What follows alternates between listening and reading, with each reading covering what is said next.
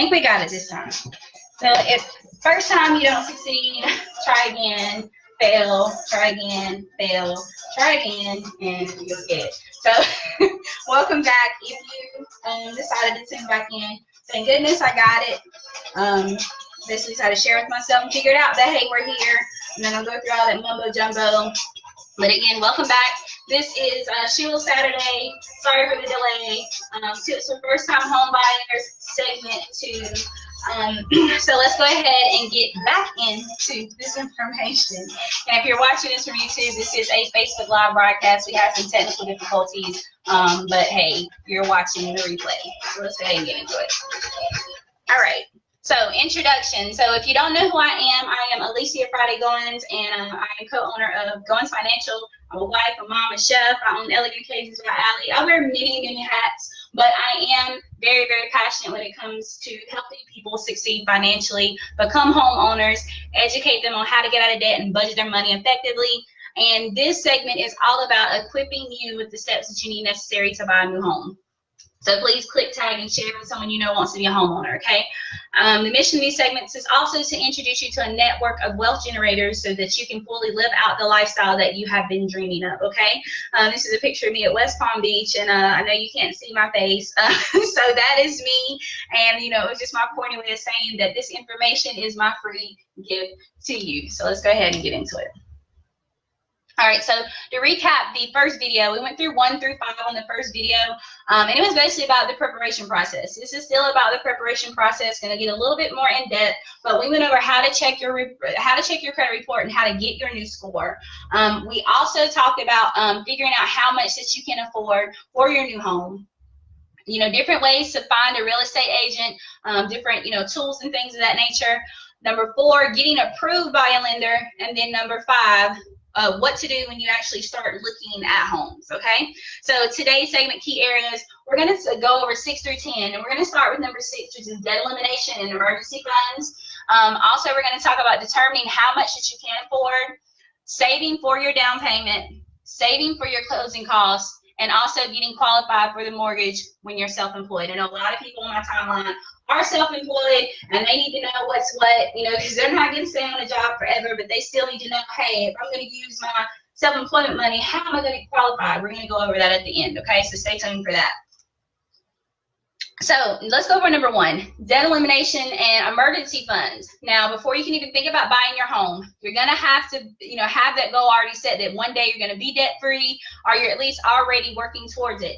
I know you're probably like, that doesn't make sense, Allie. I'm about to go into debt again because I'm about to get a mortgage. That's okay, but you need to at least be working towards that, and you need to have at least 3 to 6 months of expenses in place. Because listen, you're going into this thing for the long haul, but if you're already working on this stuff, I promise you, this goal is going to help you in the end. So why is this important? So these are just a couple examples that I put together. But listen, I know a lot of people are always like, I can't wait to get a home. I'm tired of paying, this rent, whatever, whatnot. You're still going to be paying just about as much. It's going to just be incorporated in different ways. So owning a home is just as expensive as renting is. I hate to break it to you, hate to bust your bubble, but it is. Why? Because this is just one example. So let's talk about maintenance. Let's talk about having a hole in the wall, a busted window. I don't know, the plumbing doesn't work, the sink's leaking, something. You can call the maintenance, or you can call the front office, or you can call somebody and they'll send someone to fix it, right? Normally it's free of charge because that's part of their cost. When you become a homeowner, it's up to you. So to the ladies, it may take a while for you to fill your home, but you want to be able to shop stress-free. It may be like a bi-monthly thing. You're not going to be able to just go buy everything for your home at one time, but that's the exciting part of it. You want to be able to know that you're within your budget and that you have the cash flow to do those things. And again, that's just some simple examples of why this is important. Now, it's going to be easier for you to stay debt-free and increase your cash flow if you're already working towards it. Because in the end, even though you're looking at, paying those costs, in the end, you are saving money. And you're going to be able to add that back to your cash flow. Now, you're also going to have the mindset that you need and the skills you need to pay off your mortgage early in most cases. You're also going to be covered for unexpected expenses. Now, me and my husband, we live on the coast. We have to deal with hurricanes a lot. So a disaster fund is very important. You never know what can happen. You never know if you need to pack up and leave, you need gas money, generator money, whatever. It's always important to have something in case a disaster strikes. Loss of a job or death in the family. Now, loss of a job is very important. Now, let's say you get into this, you're into this 15-year mortgage, and you lose your job. If you have 3 to 6 months of your total expenses saved up, that gives you time to have the money to continue to pay your bills, to continue to pay your mortgage until you can get back on your feet, right? And then also, that's kind of the same thing when it comes to injuries. All right, so how do you kind of get out of debt quicker? Well, when we got our first home, we actually used a tool called Nove Debt Zero. It's a debt elimination tool that came with the package that we're using to increase our credit. And Nove Money, actually, this Debt Zero product actually helps you track your open debts and loans. That can be student loans, it can be personal loans, car loans, whatever, credit card payments.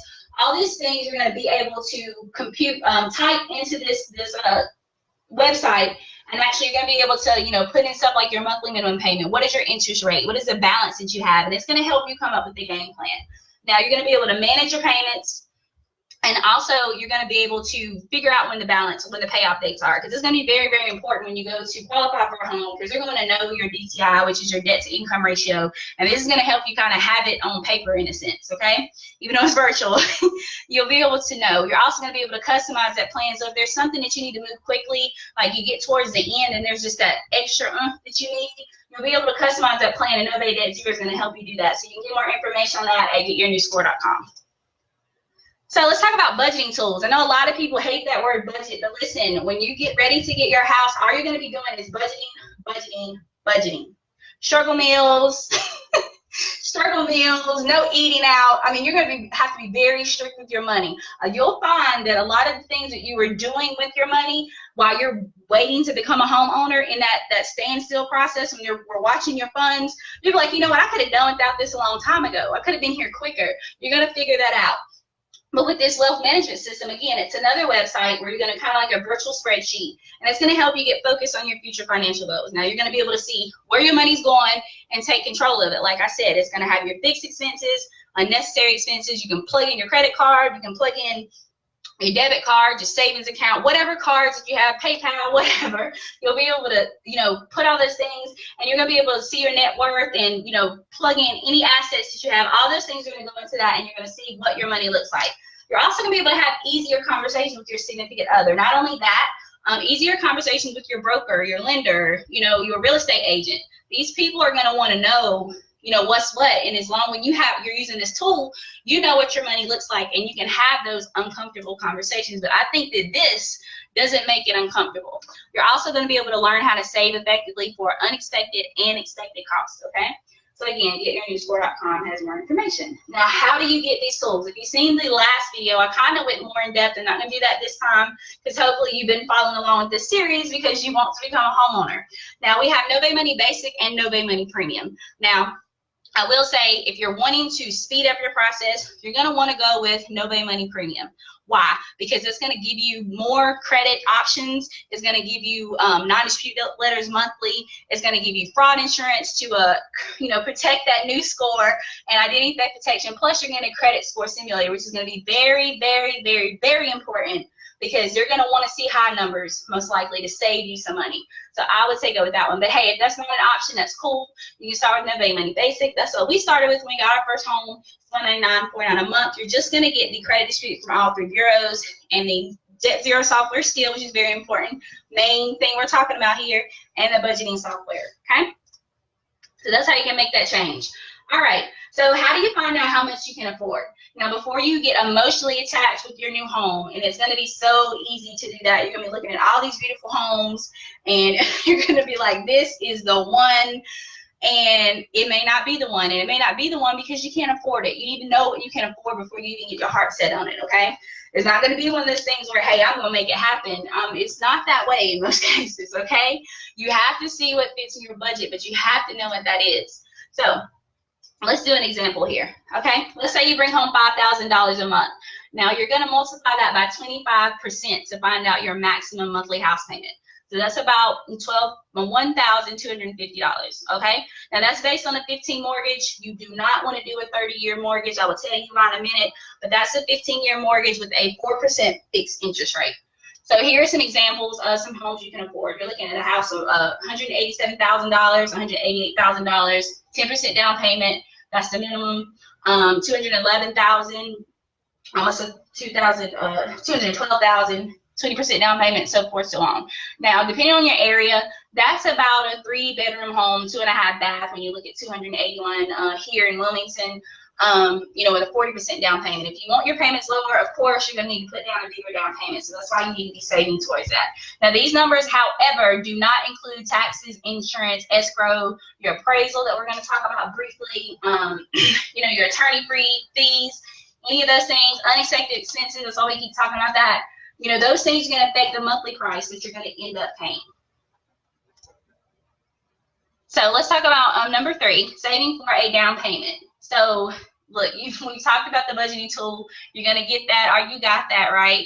Your credit's increasing. Either you're starting your credit process, you're already doing that. You're slaying your debts. You come up with a game plan to help you in your home because you're like, I'm going to knock these debts out. You're paying yourself first. You're building your emergency fund. What else is it you possibly do?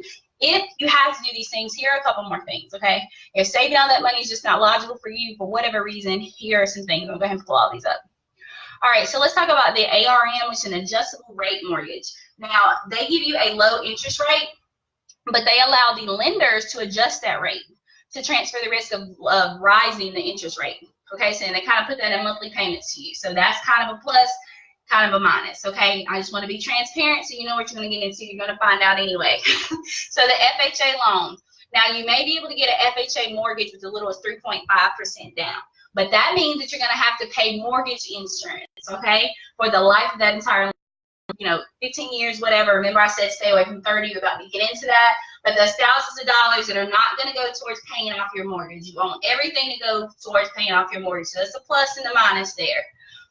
VA loans. Now, if you're a veteran, I want to thank you for your service first and foremost. But look, they allow veterans to buy a home with no money down. But here's the bad part of that. If the real estate market shifts, which we know it's going to, you could easily owe more market value on your home. And I just don't think that's fair. Now, these loans can carry a bunch of fees and usually charge interest rates that are higher than other conventional loans. So it's just like, they're going to make sure they get in your house, but at the same time, they're going to help you out. But at the same time, it's going to hurt a little. That's why it's very important. If you can go ahead and, slay the debt, you can go ahead and get the money where it needs to be. Just go ahead and do it because, you're going to save a lot of money in the long run. But those are options if you have to go with it. Now, let's talk about this 30-year mortgage. Do not go into a 30-year mortgage. I keep wanting to say 30-year-old. Do not go into a 30-year mortgage because it's a lower monthly payment. That is deceiving. How is it deceiving? Because when you look at the math on 15 versus 30, you're paying a lot more money. Duh, right? Duh. So let's say you put down 20% on a $34,000 house, right? I mean, a $172,000 home, all right? Your monthly payment at a 15-year fixed mortgage rate is going to be about $1,250 at 4%. And that's kind of good, okay? If you add up the interest over those 15 years, you're looking at about $46,000 that you have spent in interest. Just being straight up with y'all, okay? It's just part of politics, just part of how it happens. We all got to deal with it. I mean, the people you're renting from, they're dealing with it. It's just part of the equation. So let's look at a 30-year though. So you're looking at this 30-year and you're like, wait a minute, like same 4%, but my payment's only gonna be $888. Okay, that sounds kind of cool if you're looking at cashless sense, but it's not good, y'all, because you're gonna be paying almost $100,000. You're looking at $99,236 in interest. Okay, that's $53,000 more than a 15-year mortgage. So you're gonna be in debt 15 years more. And we're trying to get out of debt. We're trying to free up cash flow. So that's why it's just not important. I mean, it's just not to say not important. It's not logical. Don't do this. Stick with 15-year, okay? So number 4, saving up for your closing costs. Okay, so along with your down payment, yeah, you're going to have some closing costs. Remember, unexpected expenses, right? So if you're a first, I'm going to lay everything on the table because I want you to know. Now, if you're a first-time homeowner, or home buyer, then you're probably trying to figure out, well, how much is it to close on a house?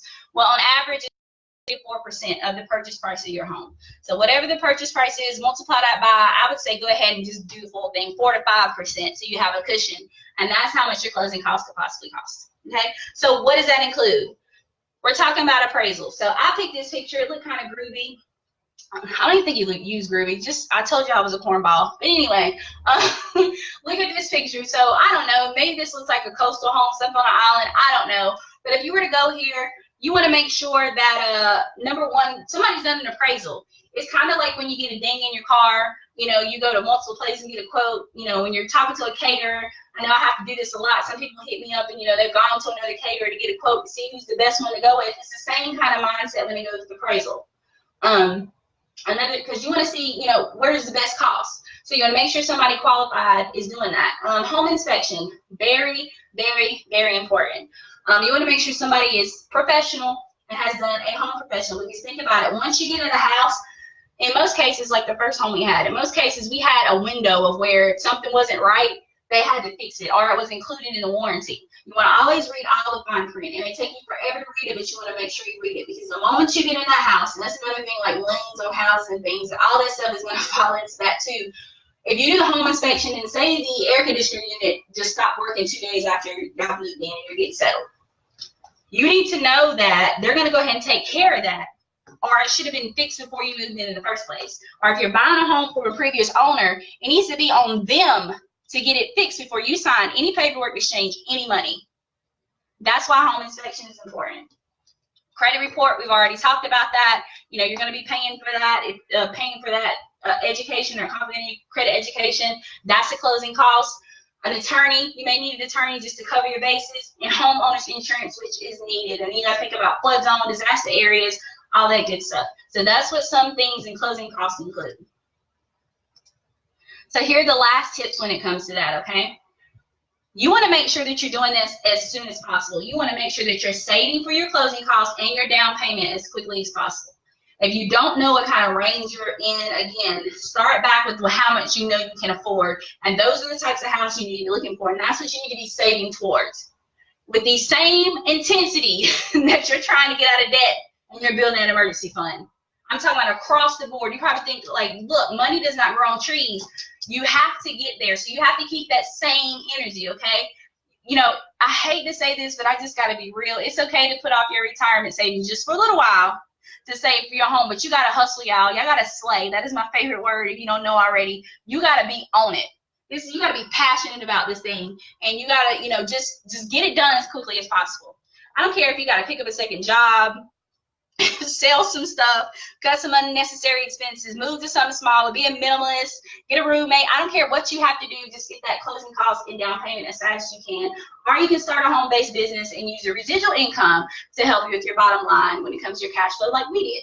And again, if you want more information, just inbox me directly. If you share this with somebody and you know that they have a home-based business and they're about helping people with credit and getting out of debt, then you want to hit them up. And if you're watching on YouTube and you want more information on that, then just, you know, message me directly. So again, home-based business or even your business that you already have can help you with that bottom line. So that leads me right into our last tip.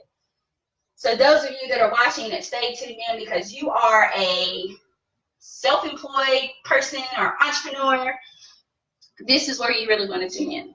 And this is where it gets tough, okay? Because I know I'm not working all the time. I'm not working for someone all the time. I know at one point when we're going to move to this next house, it's going to be self-employed money, okay?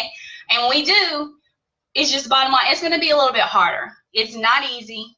We should have known that already. We know about this entrepreneur life. We know it's not easy. Especially when you work for yourself. Because when you try to qualify for a mortgage and you're self-employed, you are perceived as a higher risk. And why are you perceived as a higher risk? Because they don't know what your business is doing. They don't know if, you know, what the market's going to do. They don't know if you're reliable.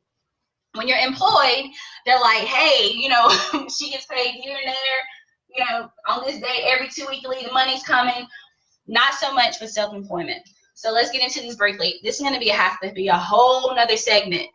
Okay, whole nother segment because this is an obstacle, but we have solutions, all right? So let's do a quick self-employment qualification checklist just so you can be on your way because I know if you're an entrepreneur, you still got a little bit of work to do, okay? So we're going to talk about the income qualifications, your credit qualifications. What do you need as far as assets and down payment? And then number 4, we're going to talk about DTI, debt to income ratio.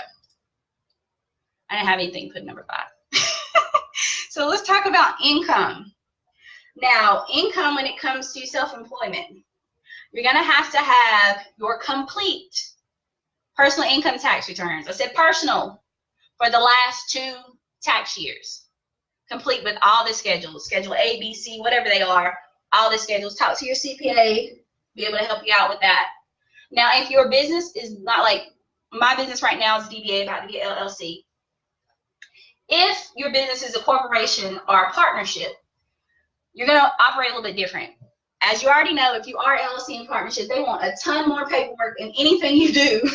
It doesn't change with becoming a homeowner. So you're going to have to have the complete business income tax return for the past 2 years of that as well. So 2 personal and your 2 business when you're talking about partnership and LLC. All right, now if you haven't filed your most recent tax return, then you're going to need a profit and loss statement. Profit and loss statement has to be audited by a CPA. In most cases, that's required, okay? You need a copy of your business license and a written statement from a CPA confirming that you've been in business for at least 2 years. You see the repeat thing here is 2. Okay? The next thing is with this documentation. Now, the lender may take the average of your business income for those past 2 years to kind of figure out that number. Because remember, you're in business, it's up and down, especially like in my industry. You know, I do my industry quarterly. I know summer seasons and fall seasons are busy. In summer seasons, all 3 of those seasons are really busy weddings, you know, and catering seasons. But when it comes to winter, it kind of starts to slow down. So again, just like that, your business is going to go up and down. So this is why they take an average. So let's say you earn 80K in 2016 and 120K in 2017. They're going to add those 2 numbers up. This is when math was fun, right, y'all? When it was easy. They're going to add those 2 up and divide it by 24. So they're going to base it off of it even $8,333 per month for income. So you're looking at 8.3K per month for your income, and that's what they're going to base it on. So, you know, this is major criteria for qualifying you for that mortgage, okay? Because, you know, it's more difficult for us than it is an employee borrower. Again, we're a risk. They got to make sure that we know our stuff, that we're a legit business owner, and we're about securing our bag. So that's why it's like that. So credit. Now, typically, they're looking at a score of 620 when you're employed. But when you're looking at self-employment, you want to do everything possible that you can to kind of cancel out you being a risk. So don't walk in there with a 620 and think that everything's all good. You need to be like on the up and up. Okay, so if you're self-employed, you need to have a very strong credit profile, and just as important, a very strong business credit profile. And we help you with both of those. Again, contact me. But that can help offset the fact that you're a risk. So if they see that you got your Dun & Bradstreet, your Dun & Bradstreet credit score is good, and your personal credit score is good, and you're making, what is that, 8.4K per month, and you got over a 700 credit score on both sides. Well, over a 700 credit score on the personal side, that's an advantage for you. That's getting you a step closer to getting qualified because they don't see you as a risk. So you want to regularly monitor that credit score. So if you already have the services that we provide, then you're well on your way. If not, then you need to be prepared to correct those errors and do something about it. Again, getyournewscore.com, and that's going to help you with that. And you want to make sure that you maintain that high score. And we have all the tools to make sure that financially that you're getting towards that wealth side and that you can maintain those things. Now, you can monitor with our services, but there's this new one, and again, this is a link because I'm going to go more in depth in this later, but there's a new link a new service I saw, Credit Sesame. Haven't played with it yet, but it's kind of like Credit Karma, so that's one option, just for an example. All right, so let's talk about assets and down payments. Now, your down payment when it comes to self-employment is a very, very important factor. Now, people that are on a salary or employed, they're going to be able to get down with a down payment of 3 to 5%. Now, I need y'all to catch this. I need y'all to get this. If you're employed, all they want is 3 to 5%. When you're self-employed, they're looking for a minimum of 20%. Why? So they know you got it like that. Your bag is secured. You are a real business owner and you're not a risk. That's the best way I can put it. 20%. That is a drastic jump. You're talking 3 to 5% to 20%. So you have to have it together, okay? And last but not least, we're going to talk about this for just a moment, the debt to income ratio. Now, this is going to be your new house payment plus any non-housing recurring debt divided by your stable monthly income. What was that before? 8.6K, whatever. So your house payment, non-recurring debt, and divided by that 8.6K. So, okay, here's an example. You have a stable monthly income of 6K. Your new house payment is 1.5K. And you have $500 in recurring non-housing debt. So your DTI, your debt to income ratio, is 33%. So that's $2,000 divided by 600. 2,000 came from 1,500 plus the 500, of course, divided by the 6,000. Now remember that number, 33. Let me write it down myself so we can talk about that. 33%. All right, so recurring non-housing debts, that's going to be like your non-housing payments for credit cards, car loans, student loans, any other type of personal loans or loans that you have, child support or alimony if you're paying it, payments on real estate that you may own, but since we're talking about first-time owners, you may not have that yet, or maybe your office building maybe, but it doesn't include any monthly auto stuff, none of your life or health insurance policies or payments or subscriptions, like, you know, if you go to the gym, doesn't include those things. Now, the last example said 33%, right? So the debt to income ratio breaks down like this. So the standard allowable ratio that they're going to kind of qualify you under is 28 to 36%. So seeing how we used the last example, it was 33%, you know, it's kind of in the middle. So it's expressed as a 28-36 rule. Now, this means that you're well qualified for the mortgage. So if you hit that 28 to 36, when you figure out your own debt to income ratio, then that is more of an indicator that, hey, I can go ahead and try to go for this as long as everything that we just went over is in place. That's why I kind of wanted to give you a checklist. Now, this is to the degree that you exceed that, okay? Now, in recent years, 28 to 36 was like basically exceeded. That means, you know, they had a large down payment, 20% or more, excellent credit, 720, which is going to be no problem to get you there as long as you follow our leadership, and adequate cash reserve, which is 6 months or more on your new house payment. But hey, if you've been following what I've been saying, then you know you've been working on your debt, you've been doing your credit, you've been getting your, you know, cash flow up, and you've been doing your emergency fund. So hey, you're basically qualified, right? So one last thing, and we're going to get out of here. Let's talk about mortgage lenders, because people may think, hey, how in the world do I find a lender as self-employed? Is there some special person I go to? No, actually there's not. It's a standardized process still. You just have to do different paperwork, okay? So most of these loans are sold to places like Fannie Mae, Freddie Mac, FHA, and VA, and we talked about FHA and VA earlier. So there's not really any particular place. It doesn't make you, you know, there's not somewhere to go. You're still going to be going through the same mortgage lenders 9 times out of 10. But when it comes down to how quickly, all this really comes down to how quickly the lender can process your loan, okay? So again, I'm not going to get too much into this because I'm going to do a separate thing on this. There's a lot more information I want to go over. I just want to keep this simple. LendingTree is one place that you can actually compare and find the right lender that you need. If you are past that point and you look this information, and you're self-employed and you think you can go ahead and go for it, then go ahead and check it out. They're going to give you a little bit more information. But as for now, that's all we're going to go over right now. So I hope that all that was helpful. Again, if you tuned in to all the times to try to sing today, and, you know, sorry about the delays today. If you hung in there with me, listen, I'm telling you this information is worth it, and I greatly, greatly appreciate you. I want to thank you so much for tuning in and sharing this with somebody that's going to be a homeowner.